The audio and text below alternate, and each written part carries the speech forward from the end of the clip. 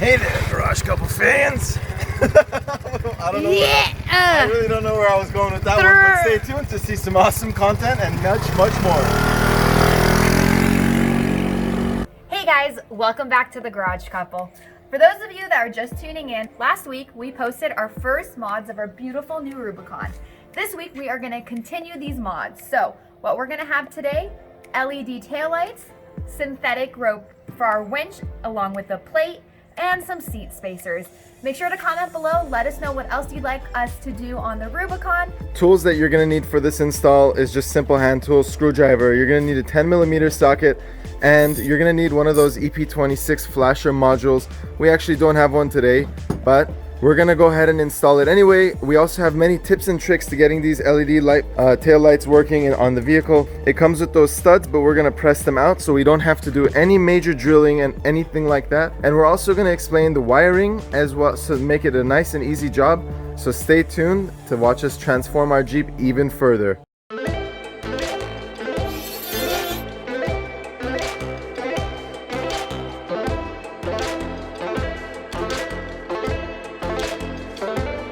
So we're going to start with the taillights. Now these are the taillights we are going to be replacing them with.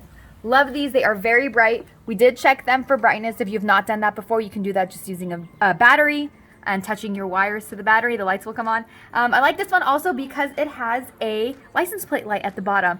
We're all about that safety here at Garage Couple, so make sure that your license plate has a light. And it's literally under 25 bucks. The link is going to be in the description. Now, one issue is they both have a license plate light. So I'm going to go ahead and show you how to cut that so you don't have two license plate lights running on either side. And why don't we start? Show them what's step number one. Step number one, grab a Phillips and unscrew your 4 screws. Do it.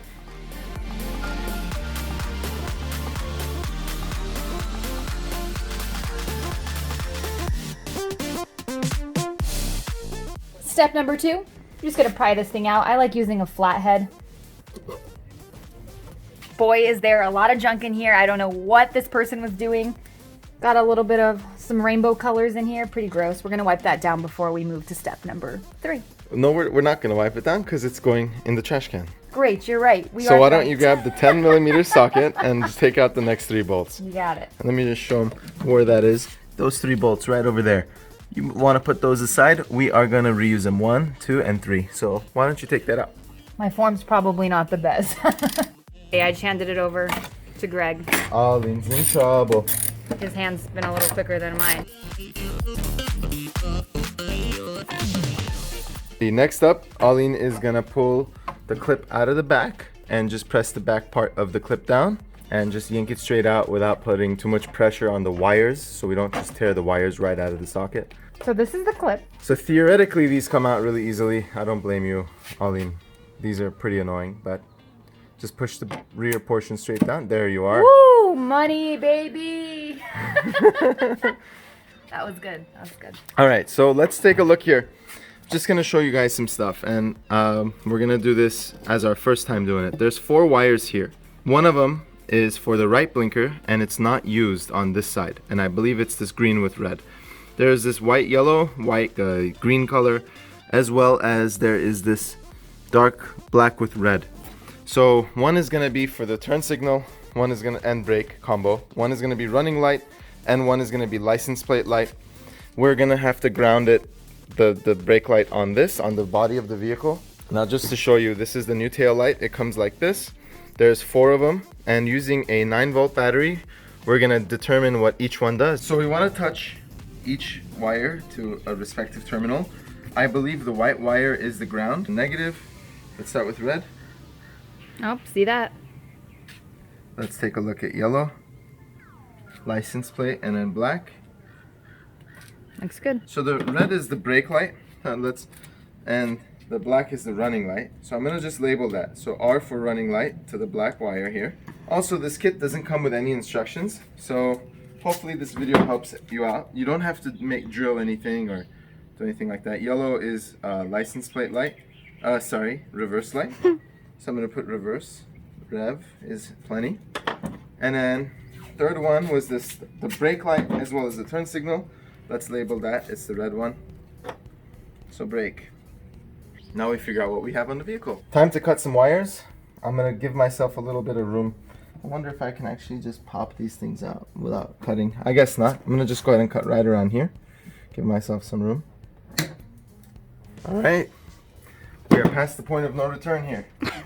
Alrighty, so white with yellow is the running light, red and green is the brake light, and white with light green is the reverse light. So we're gonna install that all one by one and pray it all works.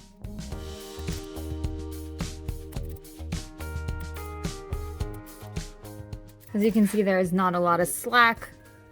Really gonna have to pull these things out to get access. The ground terminal here. All my favorite electrical tools will be in the description below. Time to do each of these one by one. Let's start with the brake light, which is gonna be the red one here.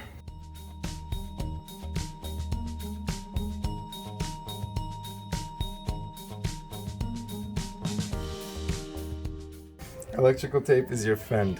Now before we wrap things up, make sure you test everything. We tested it all works for us. And it is exactly how we mentioned in terms of the wires.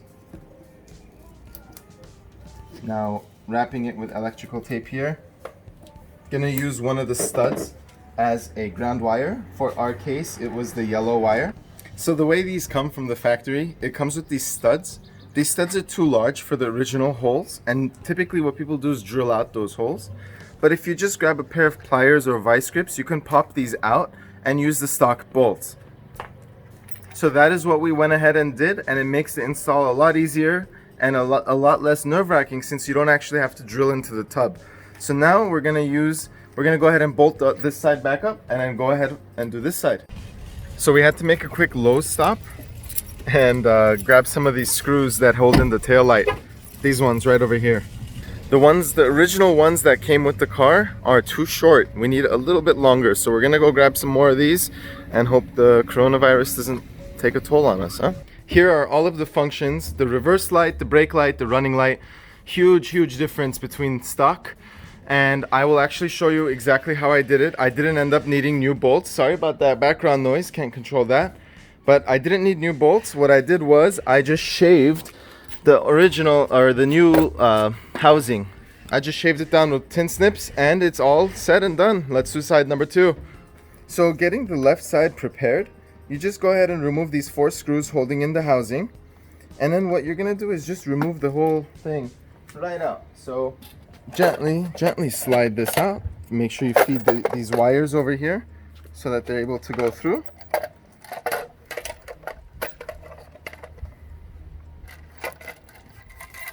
Just like so. Now we're gonna work on the housing and we're gonna work on this. So as far as the housing, I'm gonna go ahead and remove these bolts right now. You just pull them straight out, and then I'm gonna go ahead and shave around them. As you can see in here, I'm gonna shave around them so I could use the stock bolts so that I don't have to find and source longer ones. They are an unusual 12 by 24 thread, and they don't sell that in my local hardware store. I like to use vice grips.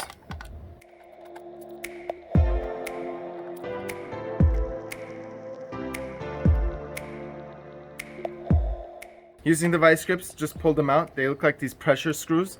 That's one down. This is the area that I'm gonna shave down just to show you. So I'm gonna go ahead and remove 2 more of these screws and then shave those down.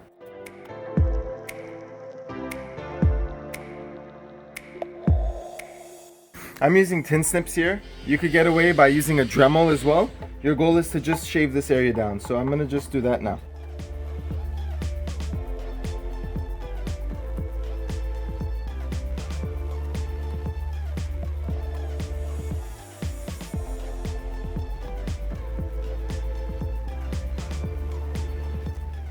The way I did that one, time to do the other 2, and we are well on our way. I don't want a license plate light on that side. These are the 2 license plate lights, the ground and the positive terminal. I'm gonna just get rid of the ground, and I'm gonna cut it somewhere in the middle, just in case. And there you go, nice and cut. We'll go ahead and put some electrical tape on that end, and hopefully this side won't light up.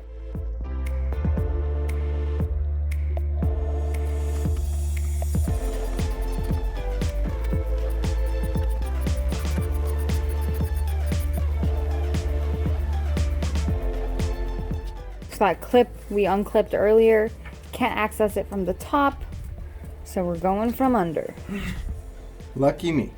Can't really show you guys where he is, but he's directly under there.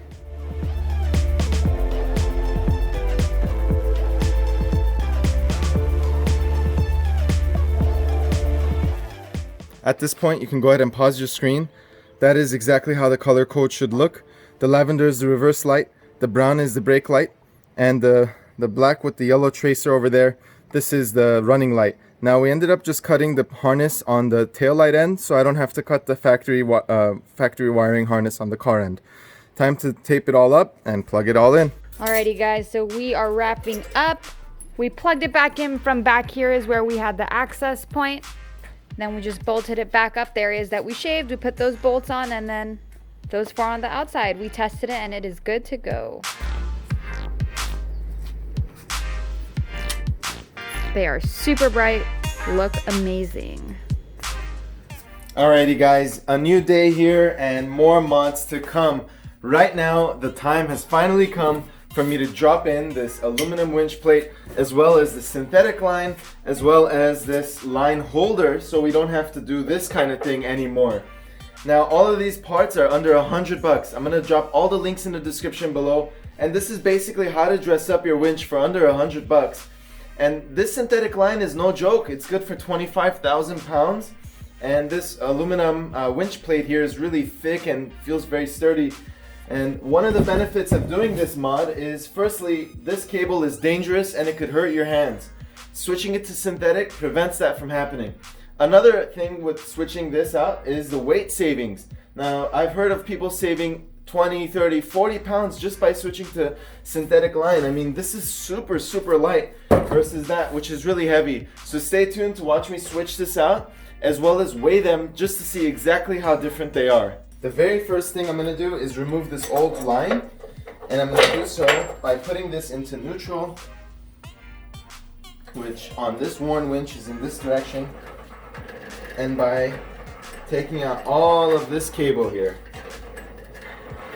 Make sure you're wearing gloves and be very safe.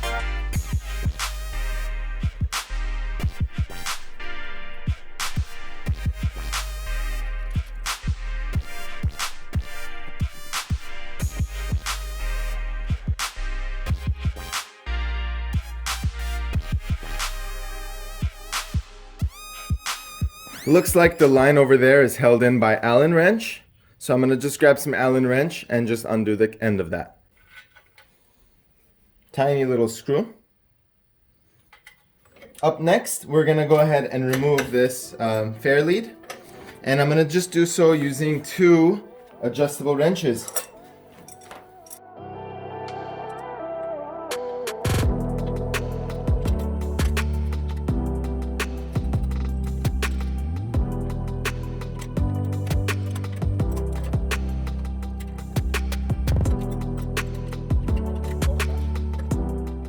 That on the floor over there is a scale, and the only good way to do this is to weigh myself, which I've already done, and also to hold this in hand, both this and the rope, to get the weight. And comes out to about 30.5 pounds for both of those items over there. So now let me grab the synthetic line and the aluminum fair lead, coming up here at 5 pounds. So from 30 pounds to 5 pounds. That's 25 pounds down, and I'm excited to put it on. Let's get to it. It's a super easy job. One end has a hook like this, and the other the same as what came off, which is gonna screw right into where the other one came out.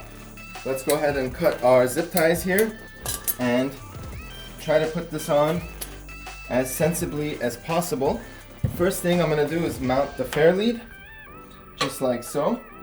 I'm gonna reuse the original bolts here.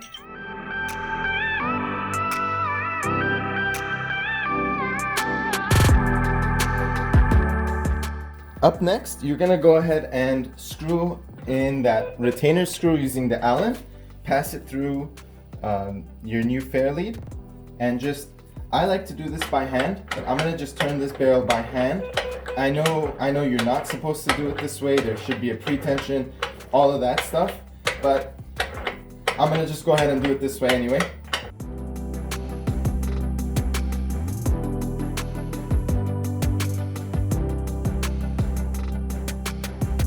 Time to do the rest with the winch's help. I turned the engine on. Let's crank it in.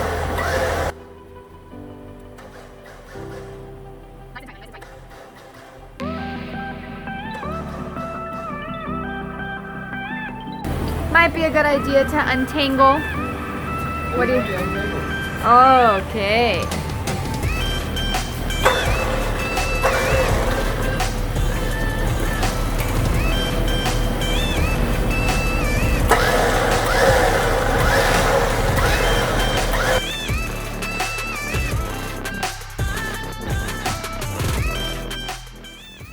Maybe one of you guys could provide insight. I have yet to look into this, but was gonna use this originally, the bumper. I think I'm not gonna use it. I'm not sure. Is this sleeve supposed to roll into the winch? I'm not really certain. Holy moly! Look at that. We went from 30 pounds to 5 pounds, and that looks amazing. Although I still haven't figured this portion out here. I think I need a bigger D-ring, a bigger shackle, just more accessories down the line, so stay tuned to see those, but I think this looks awesome. Winch works well, and now on to the next mod. What do you think that's gonna be, Ollie? I don't know. There's a couple things I'm looking at over here. We have plenty of stuff to mod. These are seat spacers, which I think have been long overdue. When you sit in the Jeep, you actually sit really low relative to the dashboard, and I consider myself average, maybe a little above average at 6 feet tall.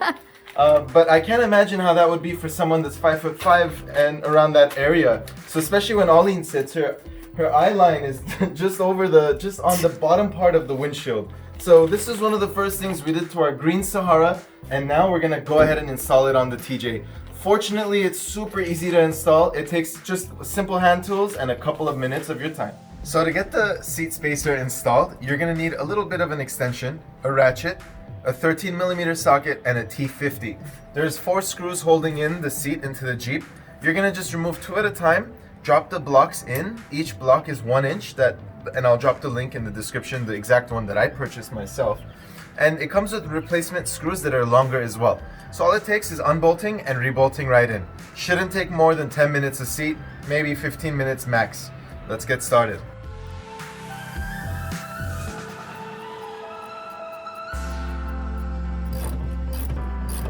I'll be here.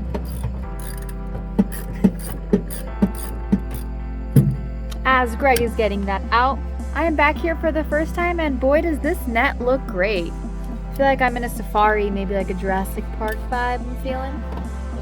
Yeah. Seriously, so cool. I wish I could put this in the front too. The first 2 bolts out. Doesn't really look like the seat wants to lift up, so I'll start removing the forward ones as well, and we will go from there. Just put the elbow grease in, and hopefully you don't break any bolts.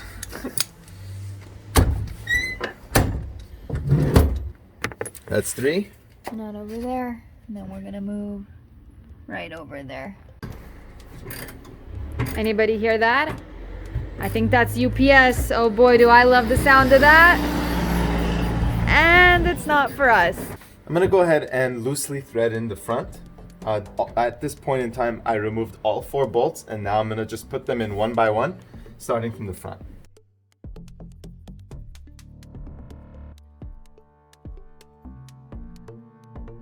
On to side number 2. I was gonna say that, but all right. Same. On to side number 2. Unbolt, replace, bolt up. 3 easy steps.